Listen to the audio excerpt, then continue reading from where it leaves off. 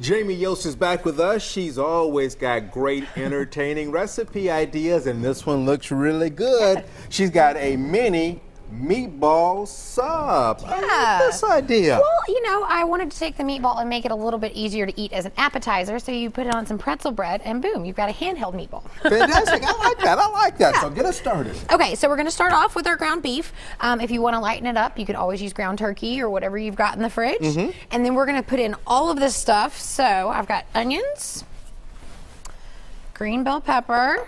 All right. Adds a nice bit of color too, and some garlic.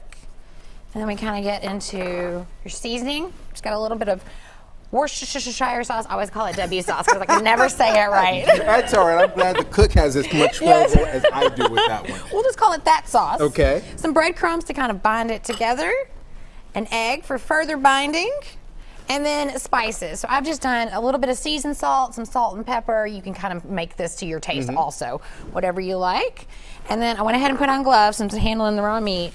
And you're really just mashing it all up. And this will make probably, I got about 12 meatballs out of it. Yeah, if that helps, because what you're gonna do is after you get it all mixed up, of course you make it into your meatballs.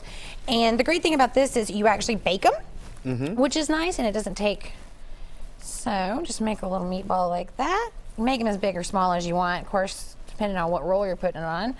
And so you're just gonna bake them for about 20 minutes, and then you're gonna add your spaghetti sauce, bake them for another 20 minutes, and you're done. That's it, okay. Yeah, but I went ahead and pulled the meatball out. If we wanna assemble one, what the recipe calls for is you put down a little bit of the sauce.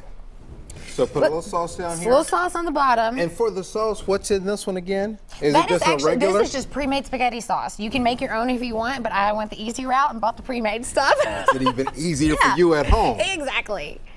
So you just do that, and then the meatball. And you've got a nice little cool pretzel lid for your bread today. Yeah, absolutely. I thought they were really pretty. It adds a nice little crunch and some texture to your meatball. And like I said, it looks really nice too. What we've been doing at home lately, although we're probably eating a little too much right now, those Hawaiian king rolls. Oh, those are amazing too. Had a couple last night for dinner. But you can slice them up and put these in here. Yeah, absolutely. Yeah.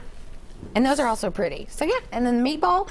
And I've got a little mozzarella and Parmesan. You can kind of mix it up. And it's the whole thing. You're not slicing that meatball Not slicing up. it up. I'm putting the whole meatball on there. And you just top it with a little bit of cheese, and you're done.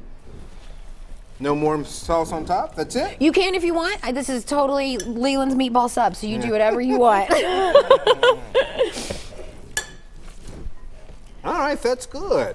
Yeah, so it's a nice little, like I said, handheld, a little bit less messy than just having meatballs on toothpicks. So that way you've got a little sandwich for you. Fantastic. Nice presentation on that. Now, this is going to be on the website, but you've actually got another one here that we'll send folks to your website for. And tell me a little bit about this dip. It's kind of a new take. It is. It's called hummus layer dip, and it's a little bit of a Mediterranean twist on the 7-layer, like a taco dip.